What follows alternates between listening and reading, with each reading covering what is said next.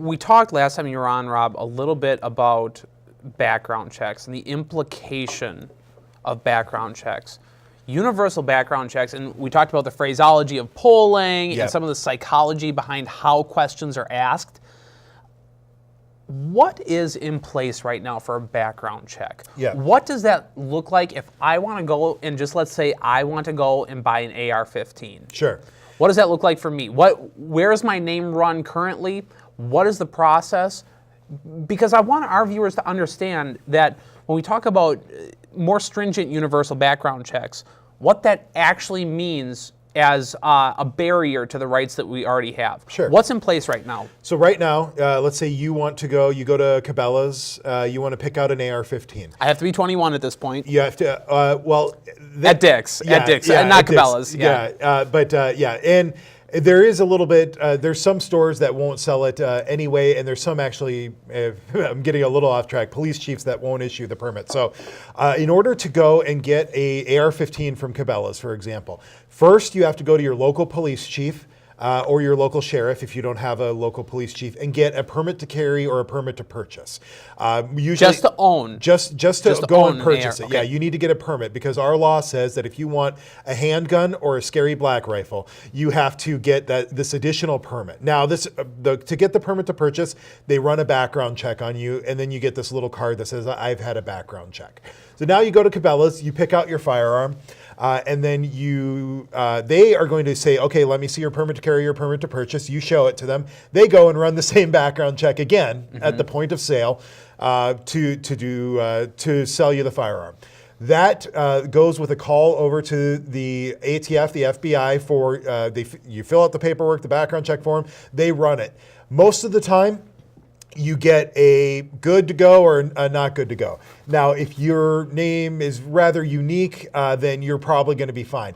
What a lot of people find is actually if their names are similar, then they have a lot of issues. And unfortunately, this can catch up a lot of people persons of color, because if your name is like Mohammed, for example, if you have a Mohammed in your name, almost always you're going to get delayed or denied on your background check because your name is going to be same name or similar to somebody who's prohibited. Same thing for like a Gonzalez. It happens to a lot of people. Our chief counsel at the Gun Owners Caucus, our general counsel, Ben Russ, does a lot of work with firearms denials. And he has said that the majority of his clients are named Mohammed or have some sort of a name that's tied to a culture.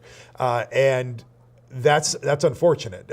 Anyway, so getting off track a little bit there. No, it's good. But so you go through that, you get your background check, and then you can go and get your walk out of the store with your firearm. So that's the most common way.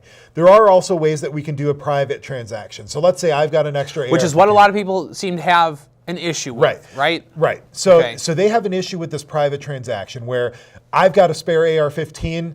The market's hot right now, and I want to sell it. And so I say, "Hey, Max, you want an AR-15?" I do. Yes, we agree upon a price. If I know you personally, I'm probably not going to worry. I know you're not a prohibited person. It is illegal for me by law to sell to somebody who I know is a prohibited person. It's a felony. So I cannot sell to you if I know that you are prohibited by law from owning a firearm. But let's say I'm going to sell it on the internet. If I sell it on the internet, that doesn't mean that I get to just mail it to your house. If I sell it to somebody, I either have to meet them face-to-face to do the transfer or mail it to a federally licensed dealer who is going to have them come and do a background check. Okay. Now, if you look on like Arms List, which is a popular site that people engage in private firearm transfers, the vast majority of the listings there, you'll see P2P or P2C needed. P2P or P2C required. What that means is the seller, they are going to want to see a permit to carry or a permit to purchase from you in order to process that transaction, just to know that you've gone through a background check. So they call this the gun show loophole. That whenever you hear the gun show loophole, this type of transaction is what they're talking about. Okay. Because when you go to a gun show, almost every table there is a licensed dealer. Yes. And they have to run background checks. So it's a bit of a misnomer there. So when they craft this legislation, though, what they want to do is they want to say, okay, Rob and Max, you guys can't do that private transfer. You need to go to a federally licensed dealer in order to do that. What they don't exclude is it is a transfer, not a sale. So let's say I'm not selling you an AR-15. Let's say you're going coyote hunting and you want to borrow it for a weekend. Okay. I can't do that under these bills that have been introduced. Wow. We have to go to a federally licensed dealer, and I have to pay $50, $100, $150, whatever they want to charge to transfer To hand that me to the you, gun. To hand you the gun. But guess what? When you're done with the gun, what do we have to do? have to transfer we it have back. to transfer it Yeah. back and pay another $100 or $50, $100, $150 to transfer it back.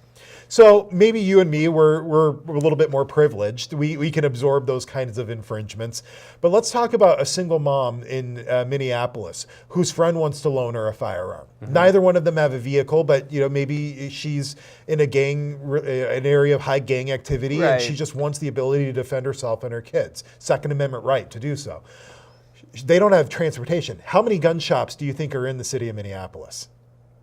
I can't imagine Zero. any, right? They have zoned out Zoning? every gun shop in existence out of the city of Minneapolis. So this person without a car now, in order to just get a gun, maybe a gun that costs $100 or $200 just for self-defense, they have to find transportation out of the city in order to pay $50, $100, $150 just to accept that loan. So when we're crafting legislation, we need to think about all of these infringements, all of these extra rungs in the ladder that we're adding for law-abiding citizens. And then we need to look at who are we actually trying to catch? We're trying to catch criminals. Do you think criminals are engaging in this type of transaction? No, they're not. If we add all of these extra steps, are they going to all of a sudden start engaging in those steps?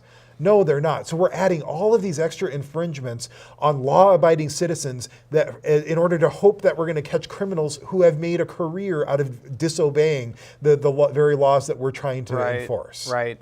So that sounds like just incredibly extensive for the most part, background checks that we have in place already. Rob Doar, one more time, what is the website people can go to learn more about you? Yep, it's gunowners.mn. And we also have a rally coming up on April 28th at the Capitol. It'll be from 12 to 2. Our friends from the NRA, from the Minnesota Republican Party, the National Republican Party, and other allies in the state will be there. It's going to be a huge rally, and we could really use a lot of people to turn out there. Very good. Show up. Rob, thanks again so much for joining us. Thank you so much, Max. Until next time. Appreciate it.